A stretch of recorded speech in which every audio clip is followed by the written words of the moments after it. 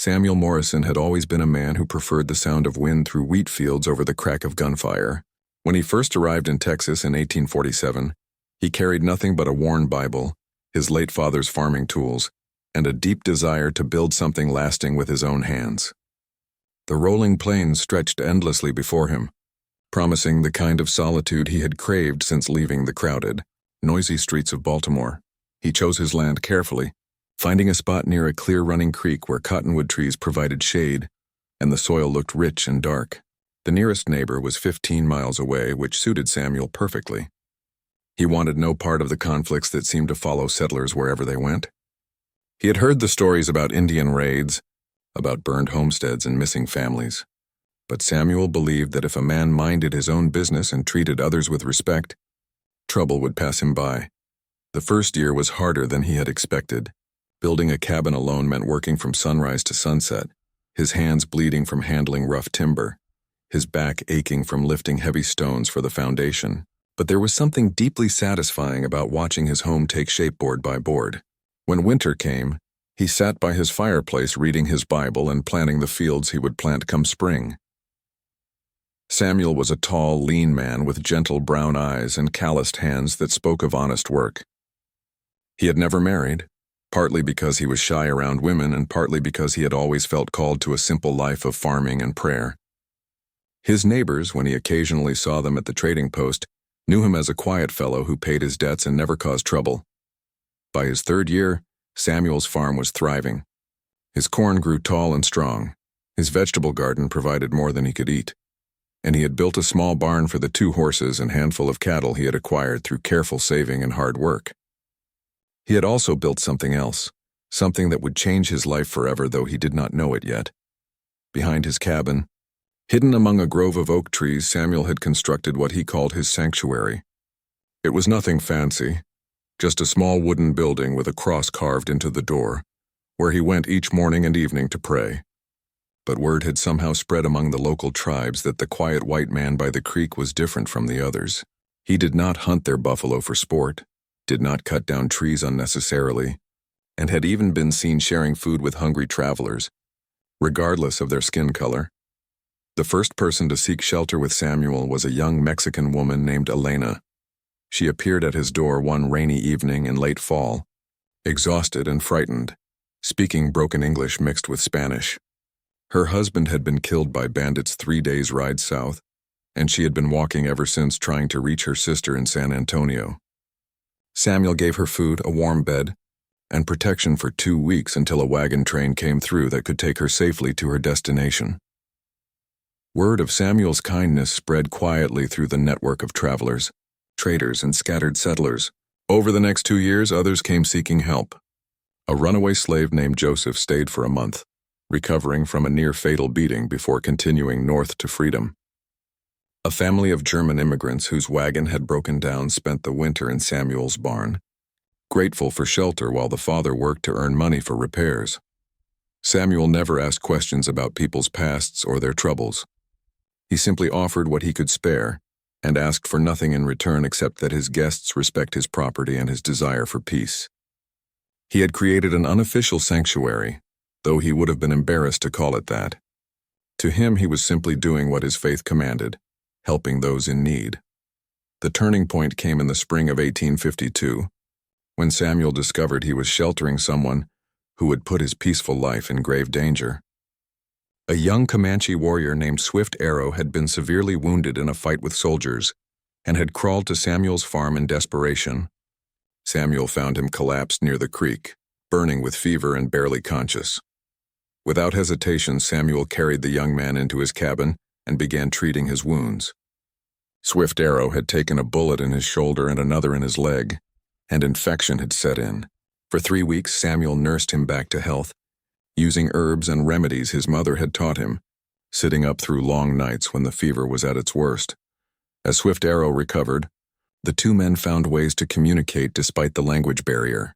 The young warrior was perhaps 20 years old, with intelligent dark eyes and a proud bearing even in his weakened state. Through gestures and simple words, he told Samuel about his people, about their way of life, about their struggles with the increasing number of white settlers taking their hunting grounds. Samuel, in turn, shared his own story. He showed Swift Arrow his fields, his animals, his simple way of life. He demonstrated that he took only what he needed from the land and tried to give back more than he took. The young Comanche began to understand that this white man was different from the soldiers and settlers who had driven his people from their traditional territories. When Swift Arrow was strong enough to travel, something unexpected had happened. A bond of respect and even friendship had formed between the two men. Swift Arrow gave Samuel a small carved pendant as a token of gratitude, and Samuel gave him supplies for his journey home. They parted with mutual understanding that each would remember the other kindly. Samuel returned to his peaceful routine, tending his crops and welcoming occasional travelers. He thought often of Swift Arrow and wondered if the young warrior had made it safely back to his people. He had no way of knowing that his act of kindness had been noted by more than just the man he had saved, or that word of the white farmer who helped a Comanche warrior was spreading through the tribal councils like wildfire. The summer passed quietly, with good crops and gentle weather. Samuel felt blessed and at peace with his choices. He had found the life he wanted, far from conflict and surrounded by the simple beauty of the Texas plains. But unknown to him, his reputation as a protector of the desperate and hunted was about to bring him face to face with the most dangerous request for shelter he had ever received. The autumn of 1852 brought an early frost that painted Samuel's fields in shades of gold and amber. He was harvesting his corn when he first noticed the riders on the distant ridge. 3 figures sat motionless on horseback, silhouetted against the morning sky, watching his farm with the patience of hunting wolves. Samuel felt a chill that had nothing to do with the October air. He continued his work, trying to appear unconcerned, but his eyes kept drifting to the ridge. The riders remained there for nearly an hour before disappearing as quietly as they had come. That evening, Samuel found himself checking the locks on his cabin door and keeping his rifle closer than usual. 2 days later, they returned. This time there were 5 of them, and they rode down from the ridge directly toward his farm. Samuel's heart hammered against his ribs as he recognized the painted faces and feathered hair of Comanche warriors. These were not lost travelers seeking shelter, but seasoned fighters whose very presence meant danger. As they approached, Samuel forced himself to walk out from his cabin with empty hands visible, trying to project calm he did not feel. The lead rider was an older man with silver streaking his black hair and scars marking his weathered face. His eyes were hard as flint as they studied Samuel with obvious suspicion. The old warrior spoke in Comanche, his voice carrying the authority of someone accustomed to being obeyed. Samuel spread his hands and shook his head, indicating he did not understand. One of the younger warriors translated in broken English. "Chief Running Bear asks why you help Swift Arrow. Why white man save Comanche warrior?" Samuel's mind raced. He had wondered if his kindness to Swift Arrow might have consequences, but he had hoped they would be positive ones. The expressions on these warriors' faces suggested otherwise. "Swift Arrow was hurt," Samuel said slowly, choosing his words carefully. "I help anyone who needs help. It is my way." The translator spoke rapidly to Running Bear, who listened with a frown creasing his weathered features. The chief's response was longer this time, and the translator's face grew troubled as he turned back to Samuel. "Chief Running Bear says white men lie. They speak peace but bring war. They promise land but take everything. Why should he believe you different?" Samuel understood that he was being tested, that his answer might determine whether he lived to see another sunrise, but he also sensed something else in the chief's voice, a note of desperate hope beneath the suspicion. "I do not speak for other white men," Samuel replied. "I speak only for myself. You can see my farm. I take what I need from the land, nothing more. I hurt no one who does not hurt me first." Running Bear studied Samuel for a long moment, then dismounted and walked closer. The chief was shorter than Samuel, but built like a tree trunk, solid and immovable. His presence radiated the kind of authority that came from years of making life and death decisions for his people. The chief spoke again, and this time the translator looked even more uncomfortable. "Chief Running Bear says his grandson is missing. Soldiers took him 3 moons ago. Boy is called Little Wolf, only 12 winters old. Chief has searched everywhere but cannot find him." Samuel felt his stomach clench as he began to understand where this conversation was heading. "I am sorry for your loss," he said carefully, "but I do not know where your grandson might be." Running Bear's eyes flashed with anger, and he spoke sharply to the translator. Chief says you lie. You help all who need help, you say. You saved Swift Arrow. Swift Arrow is Chief's nephew. Chief knows you are friend to those who run from soldiers. The pieces suddenly fell into place in Samuel's mind. Swift Arrow had told his family about the white farmer who had saved his life. And now Running Bear believed Samuel might be able to help find his missing grandson. But there was more to it than that, Samuel realized. The chief's presence here, with only 4 warriors instead of a full war party, suggested he was asking for help rather than demanding it. Chief Running Bear, Samuel said, addressing the old warrior directly, though he knew the words would need to be translated. I would help you find your grandson if I could. But I do not know where the soldiers take prisoners. I'm only a farmer. The translation brought a bitter laugh from the chief. He spoke at length, his voice growing more passionate, and Samuel could see the pain beneath the warrior's stern exterior. The translator's voice was quiet when he rendered the chief's words. Chief Running Bear says soldiers came to winter camp. They said tribe must move to reservation far to north. When Chief refused, soldiers attacked. Many people killed. Chief's daughter, Little Wolf's mother, was shot trying to protect her son. Boy was taken with other children. Chief has lost too much. Cannot lose grandson too. Samuel felt the weight of the old warrior's grief and understood why Running Bear had come to him. In a world where his people were being systematically destroyed, the chief was grasping at any hope, even if it meant trusting a white man he barely knew. I cannot promise to find your grandson, Samuel said slowly, but I can promise that if he comes to my farm seeking shelter, I will protect him as I would my own family. This answer clearly frustrated Running Bear, who spoke angrily to his translator. Chief says you do not understand. Boy is prisoner. Will not escape to come here. Chief needs you to find where soldiers keep him. Samuel realized he was being asked to undertake a mission that could easily get him killed. Military posts were heavily guarded, and civilians asking questions about prisoners would be viewed with deep suspicion. But looking into Running Bear's eyes, Samuel saw desperation that reminded him of his own father's face when Samuel's younger brother had died of fever. Some kinds of pain were universal.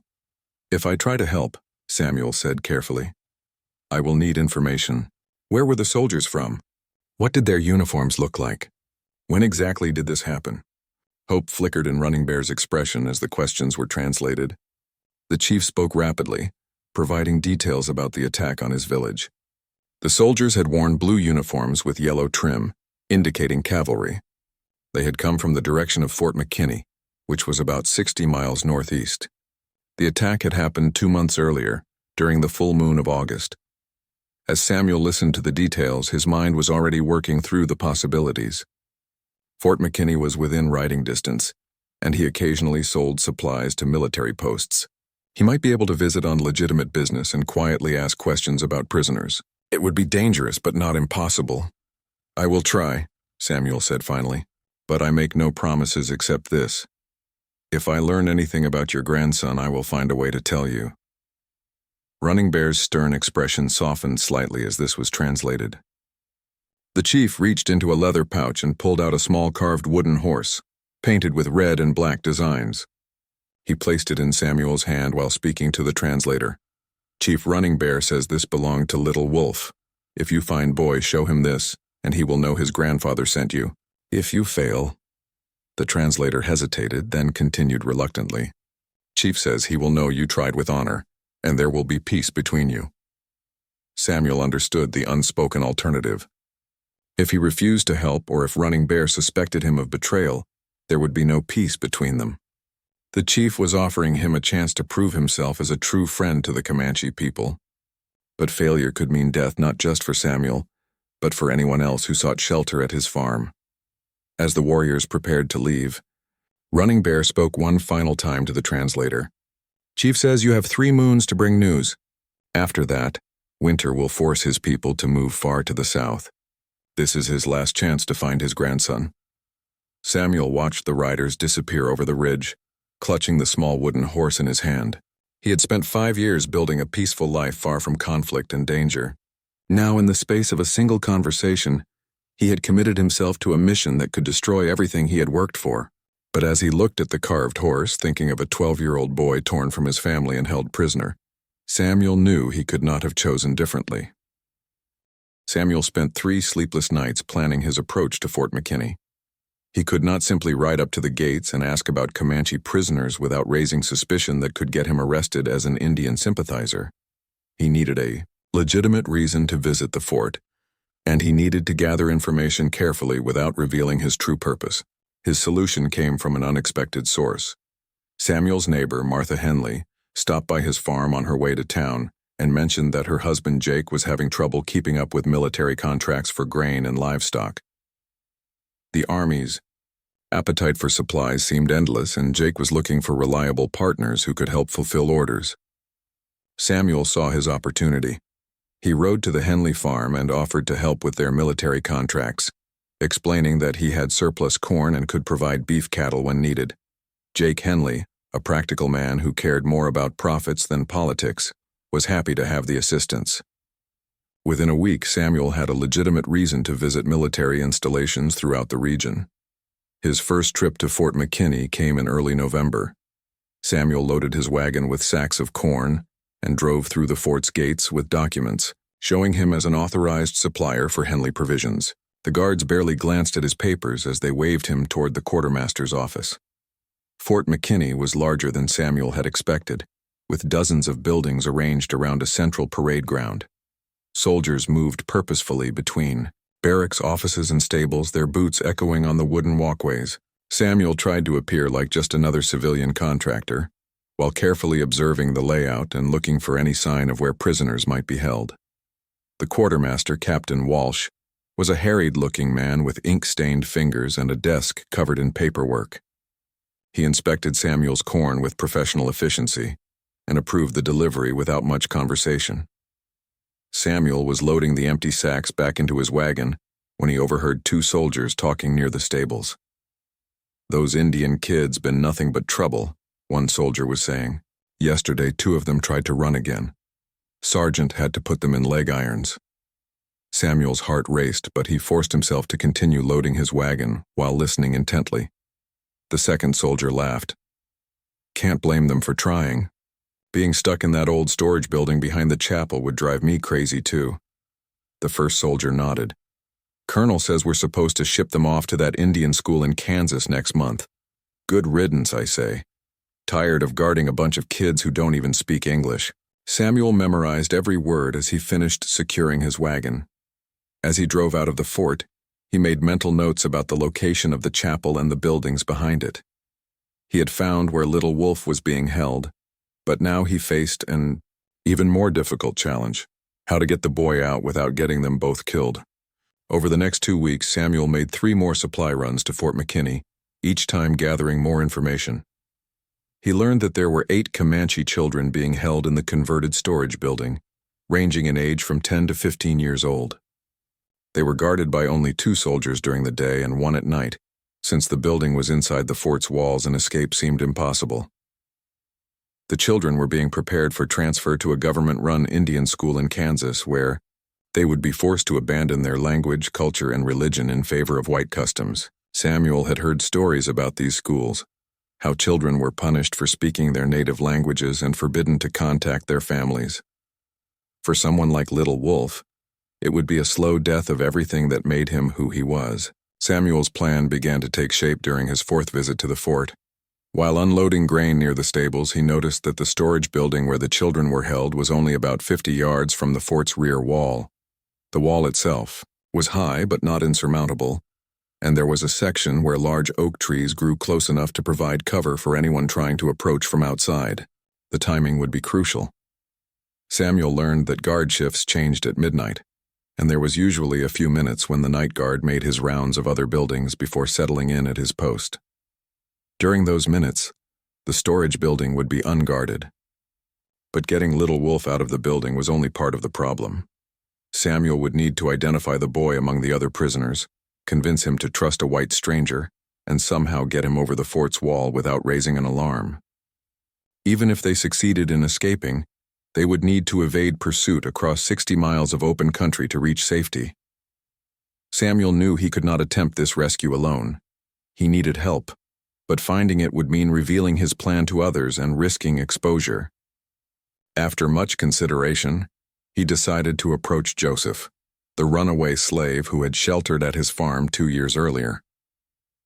Joseph had left a way to contact him through the underground network that helped escaped slaves, and Samuel knew the man had experience with dangerous rescues.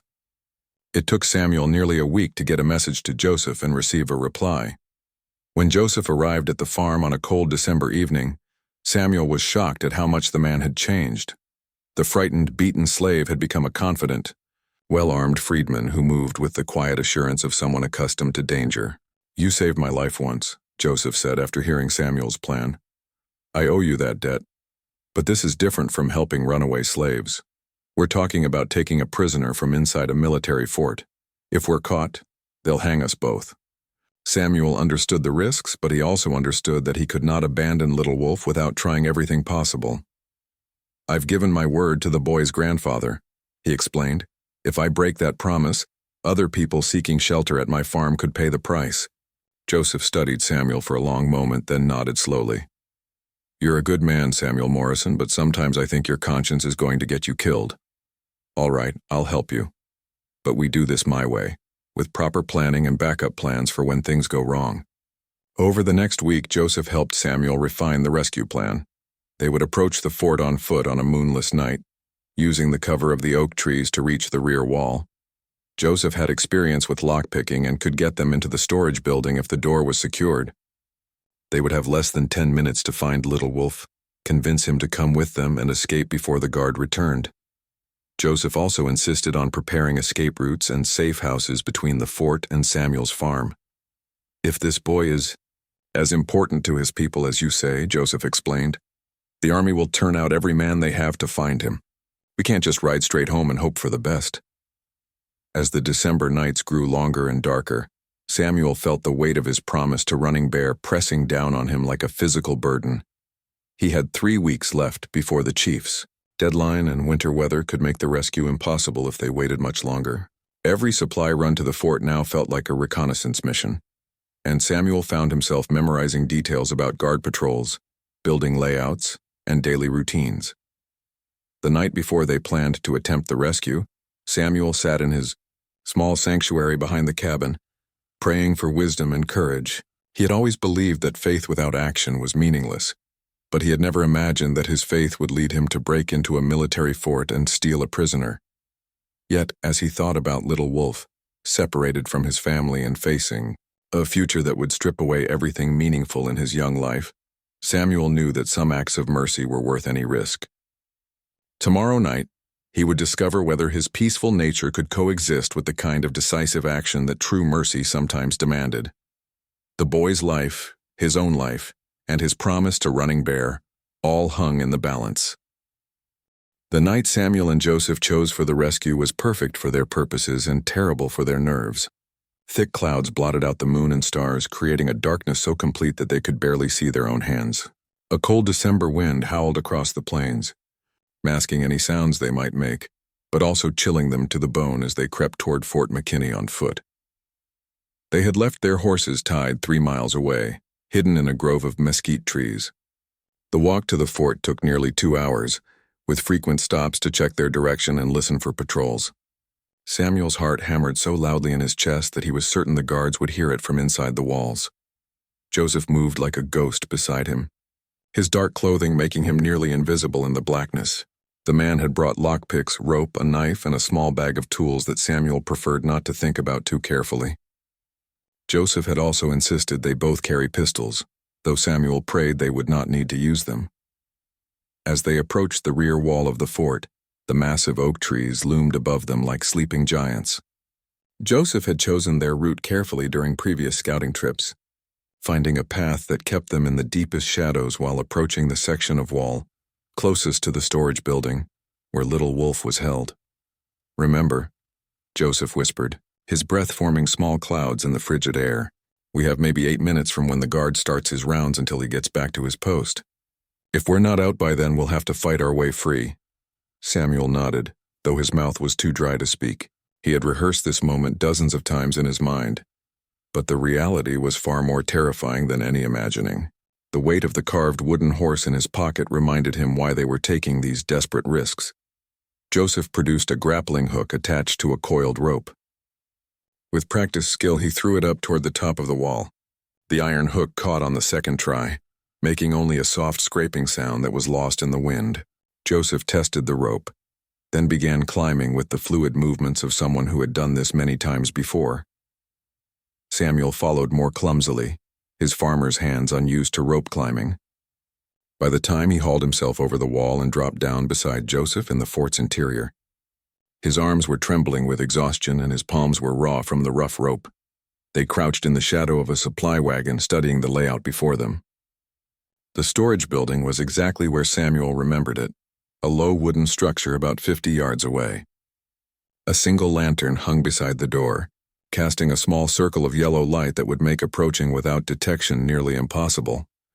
There, Joseph pointed toward a pile of lumber stacked near the building. "We can use that for cover most of the way." They moved in short rushes, freezing between cover points to listen for any sign they had been detected. The fort seemed eerily quiet, with only the wind and the distant sound of horses shifting in the stables. Most of the soldiers were asleep in their barracks, trusting the walls and guards to keep intruders out. When they reached the lumber pile, Joseph checked his pocket watch by feel. "Guard change in 3 minutes," he whispered. "Get ready." Samuel crouched behind the wooden planks, every muscle tense with anticipation. Through a gap in the lumber, he could see the storage building's door. Somewhere behind that door was Little Wolf, probably sleeping on the floor with the other Comanche children, unaware that rescue was so close. A soldier emerged from a small guardhouse near the building, carrying a rifle and looking thoroughly miserable in the cold wind. He glanced at the storage building, then began walking toward the other end of the fort to check on the horse corrals. As soon as he disappeared around a corner, Joseph was moving. Samuel followed as Joseph sprinted to the storage building door. The lock was a simple iron mechanism that Joseph attacked with his picks while Samuel kept watch. The seconds crawled by with agonizing slowness as Joseph worked, muttering under his breath when the picks slipped in the cold. "Got it," Joseph breathed, and the door swung open silently. Inside, the building was pitch black and filled with the sound of quiet breathing. Samuel could make out the shapes of children sleeping on blankets spread across the floor. Most were small forms, but one in the far corner was larger, possibly a teenager. "Little Wolf," Samuel whispered in English, then tried to remember the few Comanche words Swift Arrow had taught him. "Little Wolf, where are you?" A rustling sound came from near the far wall, and Samuel saw a small figure sit up. The boy spoke softly in Comanche, his voice uncertain and frightened. Samuel pulled out the carved horse and moved carefully toward the sound. "Your grandfather sent me," he whispered, holding out the toy where the boy could see it in the dim light from the doorway. Little Wolf gasped when he saw the carving. He spoke rapidly in Comanche, his voice rising with excitement until Samuel gestured for him to be quiet. The boy was smaller than Samuel had expected, with large dark eyes and the same proud bearing Samuel had seen in his grandfather. Despite months of captivity, Little Wolf still looked like a young warrior. "We must go now," Samuel whispered, pointing toward the door. "Your grandfather waits for you." Little Wolf nodded and began to stand, but then he looked back at the other sleeping children. He spoke in Comanche again, gesturing toward his fellow prisoners with obvious distress. Samuel's heart sank as he understood what the boy was saying. Little Wolf did not want to leave the other children behind. The thought of abandoning them to their fate was clearly tearing at the young warrior's conscience. "We cannot take them all," Samuel whispered desperately, knowing that Joseph would be getting more nervous with each passing second. "Too many. We come back for others later." Little Wolf shook his head stubbornly and spoke more forcefully. Even in whispers, Samuel could hear the determination in the boy's voice. This was Running Bear's grandson, with the same iron will that had made his grandfather a chief. From the doorway, Joseph hissed a warning. "Guards coming back. We have to go now." Samuel faced an impossible choice. He could drag Little Wolf away by force, but the boy might fight or cry out, alerting the entire fort. He could try to take all the children, but that would be suicide. Or he could abandon the rescue attempt entirely, but that meant betraying his promise to Running Bear. "Please," Samuel begged Little Wolf in English, knowing the boy understood at least some of the language. "Come with us now. I promise we will help the others." Little Wolf studied Samuel's face for a long moment, then looked again at his sleeping companions. Finally, with obvious reluctance, he nodded and moved toward the door. Joseph was practically vibrating with tension as they slipped out of the building. The guard was already visible in the distance, walking back toward his post with the slow gait of someone trying to stay warm. They had perhaps 30 seconds before he would notice the open door. The three of them ran in a crouch toward the lumber pile, then zigzagged between cover points toward the rear wall. Behind them, Samuel heard the guard shout in alarm as he discovered the storage building was open. Within seconds, that shout was answered by others, and Samuel could hear men running and horses being saddled. Joseph's rope was still hanging where they had left it. Joseph went up first, then hauled Little Wolf up while Samuel climbed behind them. As they dropped down outside the wall, the entire fort was coming alive with shouts and lantern light. "Run!" Joseph panted, and they sprinted into the darkness beyond the oak trees. Behind them, Fort McKinney blazed with activity as soldiers organized search parties and saddled horses for pursuit. Samuel, Joseph, and Little Wolf ran through the night, guided only by Joseph's compass and their desperate need to put distance between themselves and the fort. They had succeeded in freeing Little Wolf, but Samuel knew their ordeal was just beginning. The army would not give up easily, and 60 miles of open country lay between them and safety. The rescued boy had shown he possessed his grandfather's courage, but would it be enough to survive the deadly chase that was surely coming? Dawn broke gray and cold as Samuel, Joseph, and Little Wolf stumbled into the mesquite grove where they had hidden their horses. All three were exhausted from running through the darkness, their clothes torn by thorns and their faces scratched by low-hanging branches. But there was no time to rest. Behind them, the sound of pursuing horses grew steadily louder. Little Wolf had proven to be a remarkably tough traveling companion during their desperate flight from the fort. Despite his months in captivity, the 12-year-old had kept pace with the two grown men without complaint, his moccasined feet moving silently across the rough terrain. When Samuel had stumbled and nearly fallen into a gully, Little Wolf had caught his arm and steadied him with surprising strength. Joseph quickly checked their horses and supplies while Samuel helped Little Wolf onto his spare mount. The boy had never ridden a horse with a saddle before, but he adapted quickly, gripping the reins with natural skill. His dark eyes remained alert and calm, scanning the horizon for signs of their pursuers. "There may be 2 miles behind us," Joseph said, swinging into his saddle. "Cavalry moves fast, but they don't know exactly which direction we went. If we're smart about this, we can stay ahead of them." Samuel mounted his own horse, his mind racing through the escape routes he and Joseph had planned. Their first objective was to reach Miller's Creek, about 15 miles southwest of their current position. A family of German immigrants named the Kaufmans had a farm there, and they were known to be sympathetic to people fleeing oppression. More importantly, Miller's Creek offered multiple crossing points and branching trails that would make tracking more difficult. As they rode hard across the frost-covered plains, Samuel found himself constantly looking back for signs of pursuit. The rolling landscape worked in their favor, providing hills and draws that concealed their movement, but it also meant their enemies could approach unseen. Every hawk circling overhead made Samuel's heart skip, wondering if it might be a scout signal. Little Wolf rode between Samuel and Joseph, handling his horse with increasing confidence. During a brief rest to water the animals, the boy spoke to Samuel in careful English, mixing in Comanche words when he could not find the right phrases. "You, friend to Swift Arrow," Little Wolf said, studying Samuel's face intently. "He tell grandfather about white man who help with wounds. Grandfather not believe at first. Think maybe Swift Arrow dream from fever." Samuel nodded, touched that Swift Arrow had remembered him kindly. "Your cousin is a good man. He taught me much about your people during his healing." Little Wolf's expression grew sadder. "Many of my people dead now. Soldiers come in winter when food is small, kill women, children, take survivors to—" He struggled for the English word. "To prison place." The weight of those words settled heavily on Samuel's shoulders. This boy had lost everything, his family, his home, his entire way of life, yet he showed no bitterness toward the white man who was trying to save him. Samuel wondered if he would have shown such grace in similar circumstances. Joseph interrupted their conversation with an urgent whisper.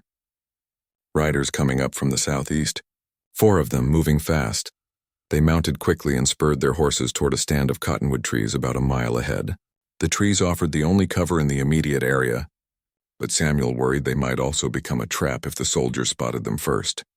As they reached the tree line, Joseph motioned for them to dismount and lead their horses deeper into the grove.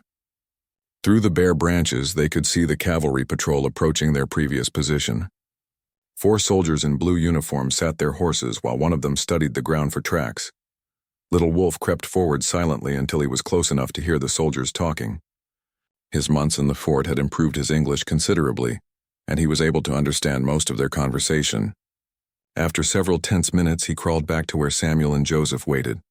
"They find tracks but not sure which way we go," he whispered. "Soldier with marks on sleeve, he say split up to cover more ground. 2 go to Big Water, 2 follow creek towards sunset." Joseph nodded grimly. "They're spreading out to cut off our escape routes. Miller's Creek runs east-west through this area, so they figure we'll try to follow it for cover." Samuel felt the trap closing around them. If they continued toward the Kaufman farm, they would likely run into the 2 soldiers heading for Big Water, which probably meant the wider crossing downstream. But if they changed direction, they would lose precious time and might encounter other patrols. "There's another option," Joseph said slowly. "About 10 miles north of here is an old buffalo wallow that fills up during winter rains. It's big enough to hide in if we're desperate, and most white folks don't know about it. Problem is, we'd have to circle way around to get there without being seen." Little Wolf spoke up unexpectedly. "I know hiding place you mean.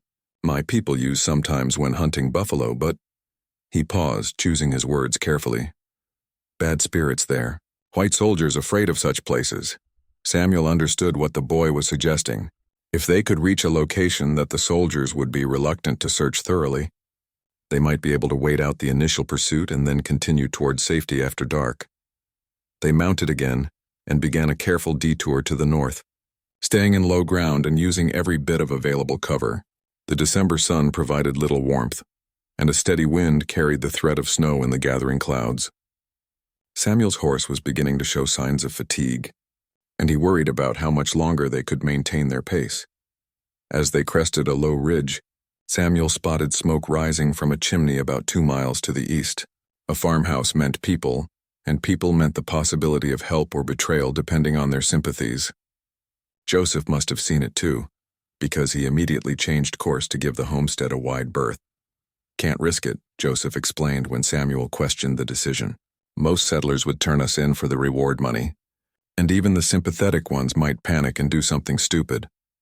The buffalo wallow Little Wolf had mentioned turned out to be a natural depression about the size of a small pond, surrounded by thick stands of prairie grass and scrub brush. During the dry season it would be just a muddy hole, but winter rains had filled it with dark water that reflected the gray sky like a mirror. More importantly, animal bones lay scattered around the depression, and several large rocks were arranged in patterns that suggested Indian ceremonies had been held there. Samuel could understand why white soldiers might be reluctant to search such a place thoroughly. Stories about Indian spirits and curses were common among frontier troops, and most would prefer to avoid locations associated with native rituals. They concealed their horses in the thickest brush and settled down to wait. Little Wolf found a position where he could watch the surrounding area while remaining hidden, displaying the natural woodcraft of someone raised in the wilderness. Samuel marveled at how the boy seemed to blend into the landscape, becoming nearly invisible even when Samuel knew exactly where he was sitting. As the afternoon wore on, they spotted several more patrols searching the area. Twice soldiers came within a quarter mile of their hiding place, but each time they seemed to veer away from the wallow as if reluctant to investigate it closely. Little Wolf's assessment of white superstitions appeared to be accurate, but as evening approached, Samuel realized their situation was becoming more desperate rather than improving. The temperature was dropping steadily and the horses needed rest, food, and water. They could not hide indefinitely, and every hour they delayed gave the army more time to organize a comprehensive search of the entire region. "We need to move tonight," Joseph said quietly. "Make a run for the Brazos River crossing. It's about 20 miles from here, but once we get across the water, tracking becomes much harder." Little Wolf looked troubled by this suggestion. "Many soldiers at Big River. My people try to cross there before. Soldiers wait. Catch families trying to go to Mexico." Samuel felt the weight of leadership settling on his shoulders. Joseph was the expert at evasion and escape, But this was Samuel's mission and his responsibility. The lives of his companions depended on the decisions he made in the next few minutes. As darkness began to fall over the buffalo wallow, Samuel studied the faces of the two people who had trusted him enough to risk everything for a dangerous rescue mission. Somewhere out there, Running Bear waited for news of his grandson, and soldiers continued their relentless search. The next few hours would determine whether their desperate gamble would end in freedom or death. The decision to move under cover of darkness proved to be both salvation and disaster. Samuel, Joseph, and Little Wolf made good time for the first 10 miles, following game trails and dry creek beds that concealed their passage from any watchers. The temperature had dropped below freezing, but their horses were rested and moving well across the hard ground. Their luck ran out just as the first pale light of dawn began to touch the eastern horizon. As they approached a shallow stream crossing about 10 miles from the Brazos River, Little Wolf suddenly raised his hand and pointed toward a grove of oak trees on the far bank. Even in the dim light, Samuel could make out the shapes of mounted men waiting in the shadows. Trap, Joseph breathed, pulling his horse to a halt. They must have figured out we were heading for the river and set up an ambush. Samuel counted at least 6 soldiers positioned to cover the stream crossing. Behind them, the sound of approaching hoofbeats indicated that other patrols were closing in from the rear. After nearly 24 hours of flight, they had finally been cornered. "How many bullets do you have?" Joseph asked grimly, checking his revolver. Samuel patted the pistol at his belt, feeling the weight of 6 cartridges that suddenly seemed woefully inadequate. Not enough for a gunfight with cavalry. Little Wolf had been studying the surrounding terrain while the two men talked. Now he spoke urgently in a mixture of English and Comanche, pointing toward a rocky outcropping about a quarter mile to their north. "He says there's a place up there where we might be able to hold them off," Joseph translated. "Caves in the rocks where his people used to shelter during storms." Samuel looked back at the approaching dust clouds, then forward at the soldiers blocking their escape route. The rocky hill Little Wolf had indicated was their only option, but it would also trap them if they could not find another way out. "Lead the way," Samuel told the boy. They spurred their exhausted horses toward the outcropping, abandoning any attempt at concealment. Behind them, shouts erupted as the pursuing soldiers realized their quarry was making a final desperate run for defensible ground. The rocky hill rose about 100 feet above the surrounding plain, its sides covered with loose stone and scrub brush that would make cavalry charges difficult. Little Wolf guided them to a narrow trail that wound between massive boulders toward what appeared to be a cave opening near the summit. Gunshots rang out as they dismounted and began climbing, leading their horses up the treacherous path. Samuel felt a bullet whistle past his ear and heard the sharp crack of lead striking stone. Below them, soldiers were taking position behind trees and rocks, preparing for what would likely be a siege. The cave Little Wolf had remembered was actually a series of connected chambers carved by centuries of wind and water. The main opening was large enough for their horses, and a natural chimney in the rock carried away the smoke from a small fire. Most importantly, the cave had a second entrance that opened onto the backside of the hill, though it was little more than a crack between 2 massive stones. "Defensible," Joseph said approvingly as he examined their position. "Only one way in from the front, and we've got good sight lines down the hill. Problem is, we're trapped up here unless that back door leads somewhere useful." Samuel squeezed through the rear opening to scout their options. The backside of the hill was steeper and more treacherous, but it was also less visible from the soldiers' positions below. With careful climbing, it might be possible to reach the bottom undetected, but attempting it with horses would be suicide. As Samuel returned to report his findings, the sound of a voice amplified by a speaking trumpet echoed up from below. "You men in the cave!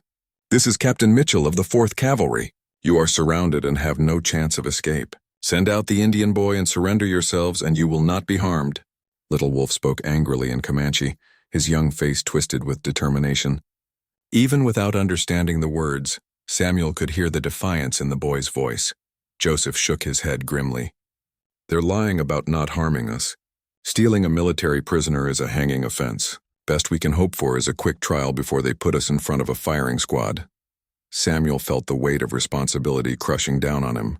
His promise to Running Bear had led them to this desperate situation, and now 2 good men faced death because of his decision to help a Comanche chief find his grandson. "I should go down and surrender myself," Samuel said slowly.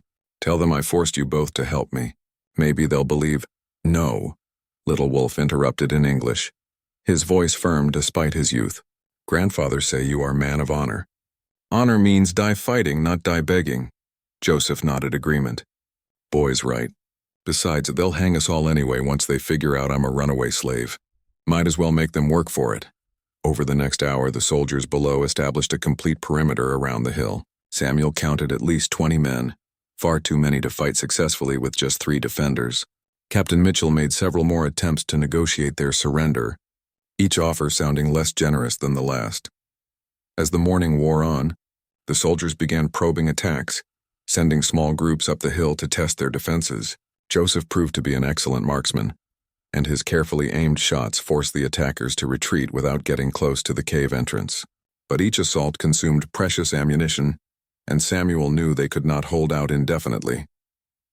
During a lull in the fighting, Little Wolf approached Samuel with a serious expression. I know way down back of hill. Very dangerous, but possible. You and Joseph go. I stay here, keep soldiers busy. Samuel stared at the boy in shock. Absolutely not. We're not leaving you behind. Listen, Little Wolf said urgently. Soldiers want me alive. They no kill me even if I surrender. But they kill you for sure. You go find my grandfather. Tell him what happened. Maybe later grandfather find way to trade for my freedom. The logic was sound, but Samuel could not accept it. He had promised Running Bear he would bring the boy home safely, not abandon him in a cave surrounded by soldiers. Joseph had been listening to their conversation while keeping watch on the approaches to the cave. Now he turned from his position with a grim expression. Company's coming, he said. Looks like they're bringing up a cannon. Samuel peered out of the cave entrance and felt his heart sink. A small artillery piece was being wheeled into position at the base of the hill, along with enough soldiers to ensure there would be no escape when the bombardment began. That settles it, Joseph said matter-of-factly. They're not planning to take prisoners after all. Once that cannon opens up, this cave becomes our tomb. Little Wolf grabbed Samuel's arm with surprising strength. Please, he said in English, his young voice carrying all the dignity of his grandfather's authority. Let me do this thing. Let me choose how I face my enemies. Samuel looked into the boy's dark eyes and saw the same unwavering courage that had made Running Bear a respected war chief. In that moment, he realized that treating Little Wolf as a child who needed protection was dishonoring the young warrior's spirit and his right to choose his own fate. But before Samuel could respond to the boy's request, the sound of war cries echoed across the plain below. Through the cave entrance, they could see riders cresting the distant hills, their painted faces and feathered lances unmistakable even at a distance. Running Bear had come to reclaim his grandson, and the final battle was about to begin. The sight of Running Bear leading 50 Comanche warriors across the plain transformed the entire situation in moments. The old chief rode at the front of the war party, his weathered face painted with black and red stripes, his famous war lance gleaming in the morning sun. Behind him came the finest fighters from 3 different bands, all united in their determination to rescue Little Wolf and punish the soldiers who had taken him. Captain Mitchell's voice could be heard shouting orders as the cavalry troops hastily abandoned their siege of the rocky hill to form defensive lines against this new threat. The small cannon that had been aimed at Samuel's cave was quickly turned to face the approaching warriors, its crew working frantically to load grapeshot. From their vantage point in the cave, Samuel, Joseph, and Little Wolf watched the 2 forces prepare for battle. The soldiers had superior weapons and defensive positions, but they were outnumbered and caught off guard. The Comanche warriors, meanwhile, fought with the desperate fury of men who knew this might be their last chance to strike back against the forces destroying their way of life. Little Wolf let out a piercing war cry that echoed across the battlefield, alerting his grandfather to his location. Running Bear's head turned toward the sound, and even at a distance, Samuel could see the fierce joy on the old chief's face as he realized his grandson was alive. The battle erupted with shocking violence. The cavalry's disciplined volley fire cut down several warriors in the first charge, but the Comanche fighters scattered and regrouped with practiced skill, circling the soldiers like wolves harassing a bear. Running Bear himself led a group of mounted warriors directly at the cannon crew, his war lance taking down the artillery sergeant before the gun could fire. Joseph was already moving toward the rear entrance of the cave. "This is our chance," he called to Samuel. "While they're all fighting each other, we can slip away down the back of the hill." But Samuel found himself frozen by the scene unfolding below. Men were dying because of his promise to Running Bear, because of his decision to shelter people seeking help at his farm. The weight of all those consequences pressed down on him like a physical burden. "You go," he told Joseph. "Take Little Wolf and get him to safety. I need to see this through." Joseph stared at him in disbelief. "Are you insane? This is exactly what we've been trying to avoid. Let the Indians and soldiers kill each other. We've got what we came for."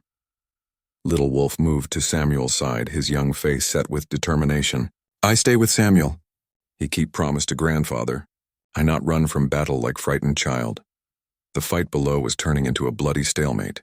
The soldiers' superior firepower was offset by the warriors' mobility and knowledge of the terrain. Bodies lay scattered across the plain, both blue uniforms and painted warriors, but neither side was gaining a decisive advantage. Samuel watched Running Bear rallying his fighters for another charge and made a decision that would haunt him for the rest of his life. He picked up his rifle and began carefully aiming at the cavalry positions below. "What are you doing?" Joseph demanded. "Keeping my promise," Samuel replied, and fired. His shot took down a soldier who had been drawing a bead on Running Bear. The old chief looked up toward the cave and raised his war lance in acknowledgement before wheeling his horse for another attack. For the next 20 minutes, Samuel provided covering fire from the cave while Little Wolf pointed out targets, and Joseph reluctantly joined the fight. The three of them were too far away to change the battle's outcome significantly, but their elevated position allowed them to protect Running Bear and his key war leaders during the most dangerous moments of the fighting. The end came suddenly and tragically. Captain Mitchell, seeing his men being slowly overwhelmed, ordered a desperate charge directly at Running Bear's position. The old chief met the attack head-on, his war lance piercing the captain's chest even as a soldier's saber opened a fatal wound in the chief's side. Running Bear fell from his horse but continued fighting on foot until 3 more soldiers surrounded him. Samuel watched in horror as the proud old warrior was cut down, dying within sight of the grandson he had come to rescue. The death of their chief broke the Comanche attack. The surviving warriors began to withdraw, carrying their wounded and covering their retreat with disciplined rearguard actions. But before they left, Swift Arrow and 2 other young warriors rode hard toward the rocky hill where Samuel's group was trapped. "Grandfather say bring Little Wolf home," Swift Arrow shouted up at the cave. "Say tell white man dead is paid with honor." Little Wolf did not hesitate. He ran from the cave and scrambled down the hillside with the agility of a mountain goat, reaching the waiting horses just as the last of the soldiers began climbing toward their former hiding place. Samuel started to follow, but Joseph grabbed his arm. "Let him go," the former slave said firmly. "The boy belongs with his people, and we need to disappear before those soldiers decide to finish what they started." Through the rear entrance of the cave, Samuel caught one last glimpse of Little Wolf riding away with his rescuers. The boy sat tall in the saddle, looking every inch the young warrior his grandfather had raised him to be. As the Comanche riders disappeared over the horizon, Little Wolf raised his hand in a final salute toward the cave where Samuel stood watching. Samuel and Joseph managed to escape through the back of the hill and make their way home over the next 3 days. They traveled carefully, avoiding all contact with other people and leaving no trail that could be followed. By the time they reached Samuel's farm, both men were exhausted, hungry, and forever changed by what they had experienced. The official Army report of the incident listed Captain Mitchell as killed in action during a savage Indian attack on a military patrol. No mention was made of the rescue attempt or the civilian involvement in the battle. Samuel Morrison was never officially connected to the events at Fort McKinney, though rumors circulated for years about the mysterious white man who had helped the Comanche war chief. Samuel returned to his farming and his quiet sanctuary behind his cabin, but he was no longer the same man who had once wanted only peace. He continued to shelter people in need, but now he understood that true mercy sometimes required violence, and that keeping faith with the desperate might exact a price in blood. Joseph stayed at the farm for several months before continuing his journey north. When he finally left, he carried with him a deep respect for the man who had risked everything to keep a promise to an old Indian chief. They never saw each other again, But Joseph would tell the story of Samuel Morrison's courage to anyone who would listen. Little Wolf grew up to become a respected warrior and leader among his people, though he never forgot the white farmer who had saved him from a fate worse than death. Years later, when the last of the free Comanche bands were forced onto reservations, Little Wolf would speak of honor and the bridges that could be built between enemies when good men chose to keep their word, regardless of the cost. Samuel Morrison lived the rest of his life on his Texas farm, tending his crops and providing sanctuary to those who needed it. He never married, never sought fame or recognition, but his small cabin became legendary among the networks of people who helped the desperate and hunted find safety. Until the day he died, Samuel kept the carved wooden horse that Running Bear had given him, a reminder of the price that honor sometimes demands and the bonds that can form between men of different worlds who share the same uncompromising sense of what is right.